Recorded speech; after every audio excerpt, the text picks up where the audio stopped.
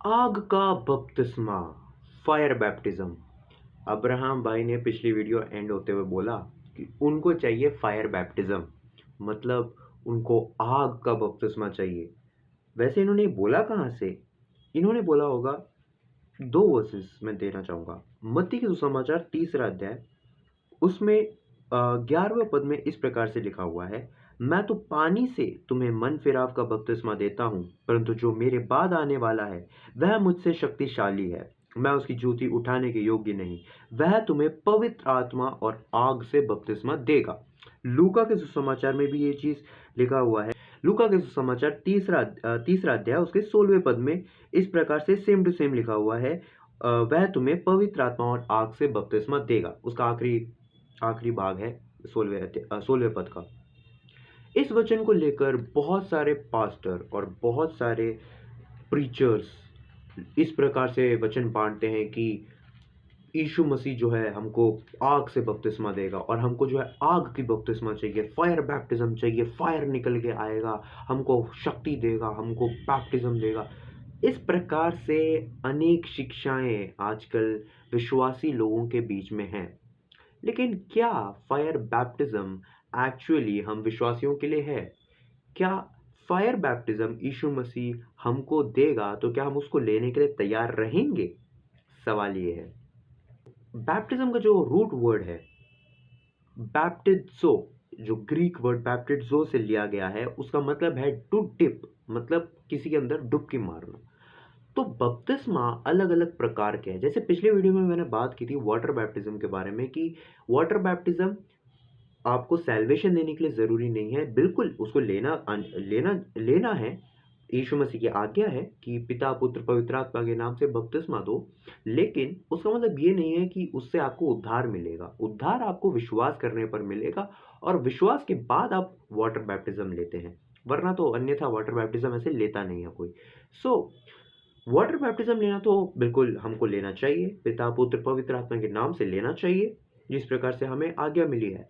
लेकिन fire baptism, क्या ये हमको मिलने वाला है या फिर क्या हमको मिल चुका है? इसको लोग सपोर्ट करने के लिए अक्सर जो वर्ड्स कोट करते हैं वो है प्रेरितों के काम उसका 2 अध्याय, किस प्रकार से जो है अ, किस प्रकार से उनको वहाँ पर लोग बोलते हैं कि आग निकल के आया और आग ने जो है उन चेलों को उनको आशीष किया। लेकिन क्या सच में वहाँ पर आग निकल के आया था? उस वर्स को अगर हम पढ़ेंगे, प्रेरितों के काम 2 अध्याय उसका पहले पद से ही अगर हम पहला और दूसरा पद अगर हम पढ़ेंगे तो वैसे तो तीसरे पद में लिखा है, लेकिन पहला दूसरा तीसरा हम तीनों एक साथ पढ़ेंगे।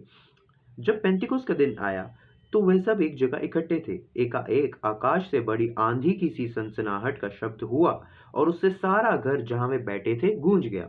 तीसरा पद, और उन्हें आग की सी जीभें फटती हुई दिखाई दी और उनमें से हर एक पर आ ठहरी। लोग कहते हैं, अरे देखो आग निकल के आ गया, आग निकल के आ गया, उनकी जीभ में आग आ गया। यही तो है फायर बैप्टिज्म, यही तो है असली फायर। और इसी वर्ष को लेके हमारे मॉडर्न विश्वासी हमारे जो आजकल के बहुत ही महान पढ़े लिखे विश्वासी हो गए या पास्टर्स हो गए, ये लोग इस वर्स को लेके प्रचार करते हैं कि हमको फायर बैप्टिज्म मिलेगा, फायर निकल के आ रहा है, फायर निकल। लेकिन अगर उस वर्स को अगर हम सही से पढ़ेंगे, वहां पर लिखा हुआ है कि और उन्हें आग की सी जीभें फटती हुई, मतलब like fire, it was not fire, वो आग नहीं था, वो आग की सी थी। वो एक क्या बोल सकते हैं हम, जैसे इंग्लिश में हम यूज़ करते हैं सिमिली, है ना?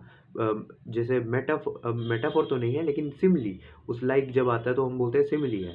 तो इस प्रकार से वर्ड का यूज़ किया है। वहाँ पर ये नहीं बोला कि एक्चुअली में आग उतर के आ गया और आग ने ही उनको पवित्र आत्मा दे दिया, वो लोग ऐसा आग की वजह से अन्य भाषा बोलने लग गए, ऐसा बिल्कुल नहीं है।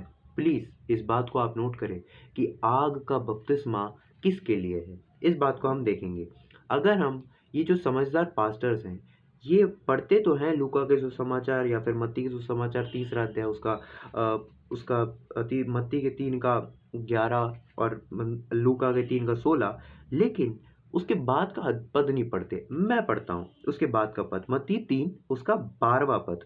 उसका सूप उसके हाथ में है और वह अपना कलिहान अच्छी रीति से साफ करेगा और अपने गेहूं को तो खत्ते में इकट्ठा करेगा, परंतु भूसी को उस आग में जलाएगा जो बुझने की नहीं। जब भी आप कोई वर्स पढ़ते हैं उसको आप प्लीज़ कॉन्टेक्स्ट में पढ़ा कीजिए। ऐसा नहीं मैंने एक वर्स पढ़ लिया तो चलो सारी पावर मेरे अंदर आ गई और मैं उसको लेके प्रचार करूंगा, नहीं। जब भी आप प्रचार तैयार करें, जब भी आप किसी और को वचन बांटे, तो प्लीज़ उस वर्स का कॉन्टेक्स्ट ज़रूर जानें।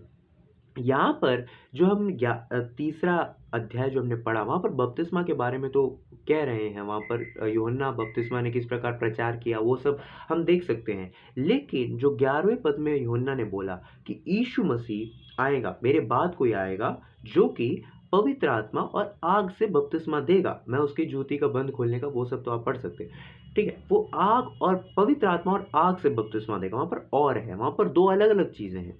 एक तरफ पवित्र आत्मा, दूसरी तरफ आग। अभी जो पवित्र आत्मा का बपतिस्मा है ये विश्वासियों के लिए है, ये उन प्रियों के लिए है जिन्होंने मन फिराया है, जिन्होंने उस यीशु मसीह पर विश्वास करते हैं, उन लोगों के लिए। जी हाँ, बिल्कुल सभी विश्वासियों के लिए ये पवित्र आत्मा का बपतिस्मा है। लेकिन ये आग का बपतिस्मा किसके लिए है? वही चीज़ हमने 12वें पद में पढ़ा है। वो कहता है कि उसका सूप उसके हाथ में है। सूप मतलब एक ऐसी चीज़ जिससे आपने देखा होगा फार्म में किस प्रकार से जो महिलाएं होती हैं या पुरुष होते हैं, वो लोग किस प्रकार से जब इस प्रकार से उसको हिलाते हैं सूप को, उसमें बहुत सारा ऐसा गेहूं होता है, लेकिन गेहूं के साथ साथ भूसी होता है। तो जब ऐसा ऐसा करते हैं तो गेहूं भारी होने के कारण वहीं रहता है, वो अलग नहीं होता, लेकिन भूसी जो है वो उड़ जाता है, उड़ के इधर उधर ऐसा साइड में, भूसी उड़ के साइड में होता है।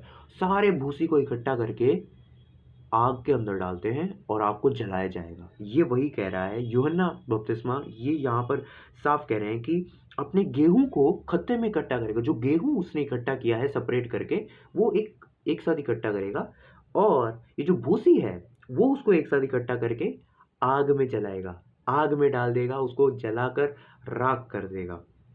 याद रखें, हमें आग का बपतिस्मा नहीं चाहिए, क्योंकि आग का असली मतलब क्या है? मलाकी की पुस्तक, जो ओल्ड टेस्टमेंट का आखिरी बुक है मलाकी, उसका 4था अध्याय उसका पहले पद में इस प्रकार लिखा है, क्योंकि देखो वह धधकते भट्टे का सा दिन आता है, जब वह अभिमानी और सब दुराचारी लोग अनाज की खोटी बन जाएंगे, और उस आने वाले दिन में वे ऐसे भस्म हो जाएंगे कि उनका पता तक ना रहेगा। सेनाओं का यहोवा का यही वचन है। तो कह रहे हैं यहाँ पर, मलाकी जो पुस्तक है इसमें भी जो है यूहन्ना के बारे में और यीशु मसीह के आगमन के बारे में सब इसमें भी भविष्यवाणी दी हुई है। तो ये वचन साफ आपको कह रहा है कि वो जो है आपको आग में भस्म कर डालेगा, आग में खत्म करेगा। किनको? वहां पर लिखा हुआ है अभिमानी और सब दुराचारी। तो जो अनबिलीवर्स हैं, जो ठुकराते हैं परमेश्वर का वचन, जो मन फिराव नहीं करते, जो विश्वास नहीं करते, फायर बैप्टिज्म उनके लिए है। मेरे प्रियो, आज ये समझे, मेरे विश्वासी भाइयों बहनों, आप ये समझे, किसी भी प्रीचर का, किसी भी पास्टर का ये भाषण सुनकर आप कभी भी ये ना प्रार्थना करें कि प्रभु मुझे वो आग दे दे। मैं जानता हूँ बहुत सारे ऐसे गाने, एक बहुत ही फेमस गाना है, वो ये कहता है कि फिर से वो आग बरसा दे।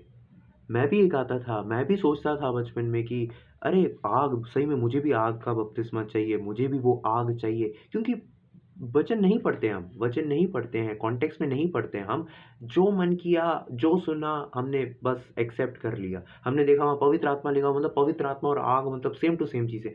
नहीं, बिल्कुल नहीं। पवित्र आत्मा है, आग पनिशमेंट के बारे में है, जजमेंट के बारे में है, पवित्र आत्मा ब्लेसिंग के बारे में है। इसीलिए आग का बपतिस्मा जब हम बोलते हैं फिर से वो आग बरसा दे मुझ में परमेश्वर, वो आग बरसा दे ताकि मैं वो आग का बपतिस्मा प्राप्त कर सकूं। और ऐसे प्लीज़ ऐसे गाने भी आप अवॉइड करें। ऐसे गाने ना तो आप गाएं और ना ही आप इसको प्रमोट करें, क्योंकि जब भी कोई गाना भी बनाता है ना, तो इस चीज़ को आप आज से ध्यान रखें। अगर आप गाना बनाते हैं तो आप इस बात को ध्यान रखें कि आग का कोई बपतिस्मा नहीं होता। परमेश्वर हमारे ऊपर आग नहीं बरसाएगा। परमेश्वर आग तब बरसाता है जब उसको जजमेंट करना होगा, क्योंकि पहले समय पर परमेश्वर ने फ्लड के द्वारा, पानी के द्वारा इस दुनिया को नष्ट किया, अब आग के द्वारा नष्ट करेगा। संभल के रहिएगा।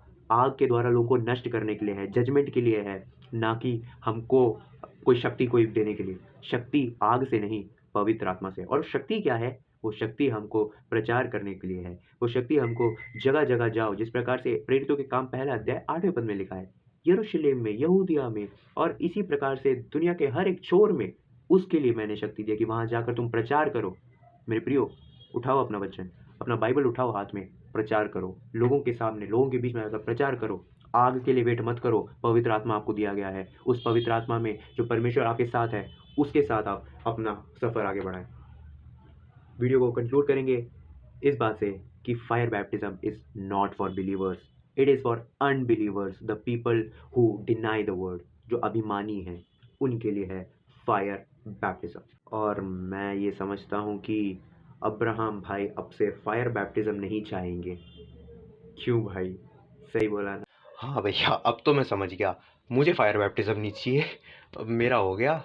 मेरे को चाहिए होली स्पिरिट और पवित्र आत्मा का बपतिस्मा काफ़ी है मेरे को, और वाटर बैप्टिज्म लूँगा बस, दैट्स इट। जो आज्ञा यीशु मसीह ने दिया है उसको फॉलो करना है मुझे बस। और हाँ, ये भी मैं समझ गया हूँ कि उद्धार तो मुझे मिल चुका है, लेकिन बैप्टिज्म लेना ज़रूरी है। बैप्टिज्म से ही, वाटर बैप्टिज्म से ही जो है मुझे वो डिक्लेरेशन करने का, क्योंकि जीवन है तो लेना। समझ गया मैं, बिल्कुल। थैंक यू भाई, बहुत बहुत बहुत शुक्रिया। आपको प्रभु आशीष दे, और आप लोग भी इस बात को समझे। वाटर बैप्टिज्म ज़रूरी है, लेकिन सैल्वेशन के लिए नहीं, डिक्लेरेशन के लिए। और फायर बैप्टिज्म ऐसी कोई चीज़ नहीं होती हमारे लिए। अरे होता क्या है ये, हम नहीं जानते भाई। ये अनबिलीवर्स जान लिए बहुत है। हमने जितना जानना था इस वीडियो में जान लिया। थैंक यू भाई, गॉड ब्लेस यू ऑल।